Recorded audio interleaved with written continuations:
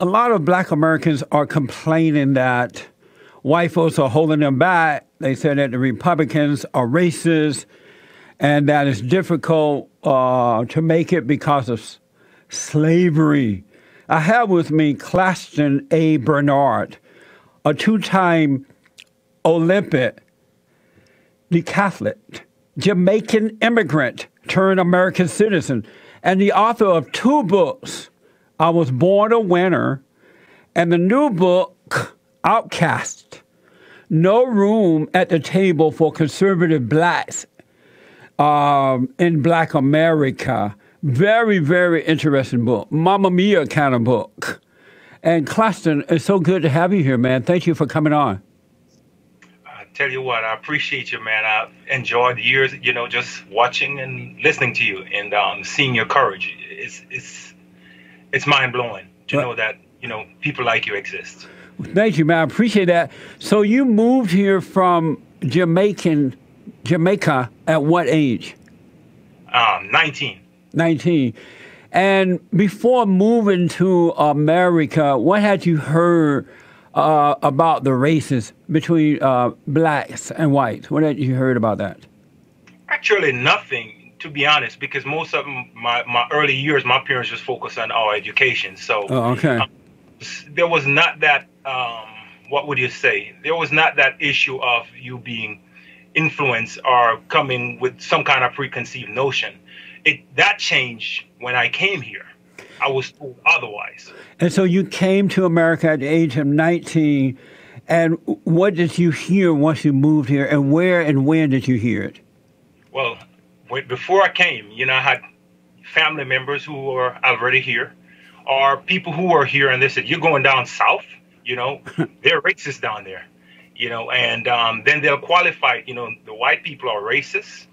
The Democratic Party are the party for the black people, and then they'll say the Republicans are the racist ones." So there's a broad stroke of the brush saying basically all whites are racist, the Democrats will take care of you, and then the Republican Party is the party of the racists. So broad qualifier, so right away you're zeroing saying, okay, white people, I can't trust them. Then you can't trust the Republican Party either. And did you believe that at that age? You believed that the Republicans were racist and the Democrats were not? I didn't believe it, but it was always in my head. Yeah. It was always, it's introducing a thought, and it played and it played. But with time, I got to see that wasn't the case. So what caused you to realize that it wasn't true?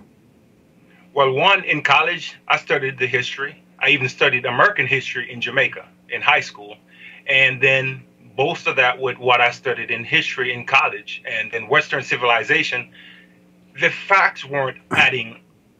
And then in 2012, I ran for office. And one of the reasons why I ran for office in the city that I live now is that I saw a trend in the black community where you had to go through a certain group of people to be able to get things done, the so-called spokespersons. And that bothered me because I was raised by a man who put his head down, worked hard, and said, this is the way to success. And I ran on that basis, saying, I want to inspire people to say, you can do it, basically, without going to the man that they talk about. You liked Obama at first. I read that you were for Obama, then your eyes were open. What happened? Well, one, he didn't appear to care about the family. Didn't appear to care about that. That was important to me because I would not be here without strong family. Yeah. And that really was my eye opener. Everything else, it didn't matter what else he was saying. If you don't care about what means the most to me, then I don't want to have anything to do with you, and that is family. Were you disappointed in the way that Obama ran the country at the end of his 8 years in office? Very much so. Very much so. Yeah. There are a lot more that could have been done to inspire black Americans and Americans in general.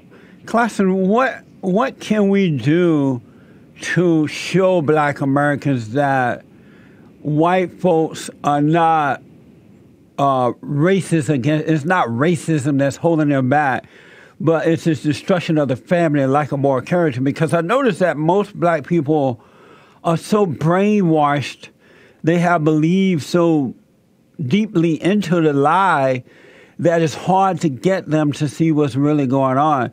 Is there anything that we can do to wake up most black people? Well, for one, what you're doing, we have to keep speaking about it. But I know you have to keep showing people. You know, one of the things about being an athlete, you know, when I was in training, there were athletes who already came there thinking that they were the man. Yeah. They had it, you know, but there are other athletes who had it, but they didn't believe that they have it. So what I found was to just work hard, you know, and I saw that from my dad again. When my dad would work, he would just put his head down and go to work. Work hard and encourage. Work hard and encourage, irrespective of who is saying what. Just work hard. And I've seen transformation from my teammates because they saw how much dedication I was putting into training and how hard I was working. And that is the only way. Otherwise, the narrative will be drowned out by the naysayers. So what we have to do, it's an uphill battle. We have to show them that respect for the family is very crucial in forming a solid foundation. And you work from the family because in the biblical perspective, it was the family. Yeah. Government came from the family. No government can exist without the family.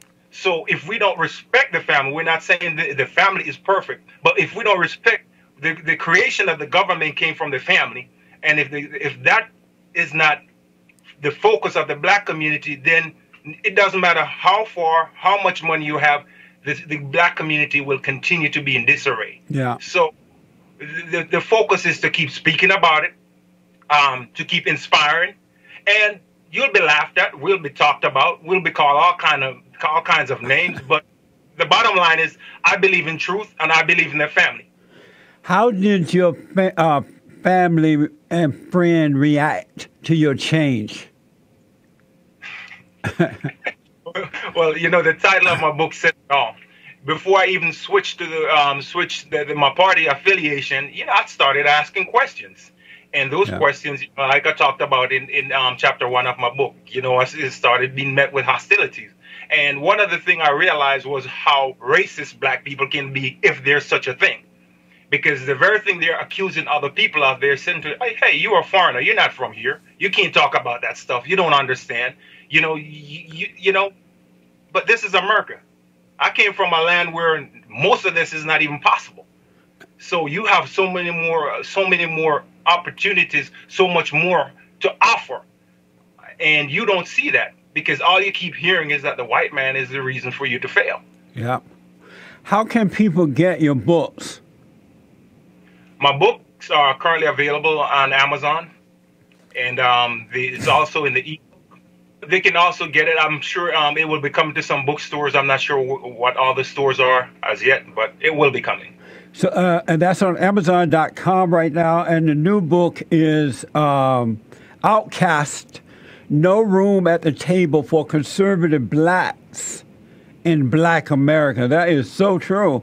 You know, you say that the same spirit that caused a black man to call another black man an Uncle Tom, it's the same spirit that caused a white man to call a black man names like the N-word. Explain that in short for us. What do you mean by that? Well, basically, hatred is hatred. Yeah. It doesn't matter who it's coming from. In my book, I said we're 99.9% the same genetic makeup. So we're only 0.01% different. And I said that the paint don't make a house. You know, eye color, skin color, you know, hair texture doesn't make you different, that much different from the other human being. So if we're going to play into the idea of race, then we basically self-defeating ourselves by trying to say how much different we are when we're only 99.9% similar. So I look at it from that perspective that since we're basically the same thing, you cannot distinguish to say the white man is more hurtful than the black man calling another black man another name. It comes from the same root, hatred. Yeah.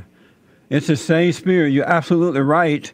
I really wish you well with your book, man. It's a very good book and a lot of insight. I love the fact that you moved him from a different country, and instead of complaining and whining and begging and blaming, because you were taught by your parents to work hard and respect others, you're doing very well in this country. And it just proved that if Black Americans were to get over their anger and stop blaming and grow up, they could do the same thing. I believe, that is the key. That is the key. You cannot stop hatred. You cannot stop evil. That's right. But you control yourself as an individual. And your Twitter is at ClastonB, CLASTONB. Thank you so much for coming on. I appreciate it. Thank you very much, Jesse. I appreciate you giving this opportunity. All right, buddy.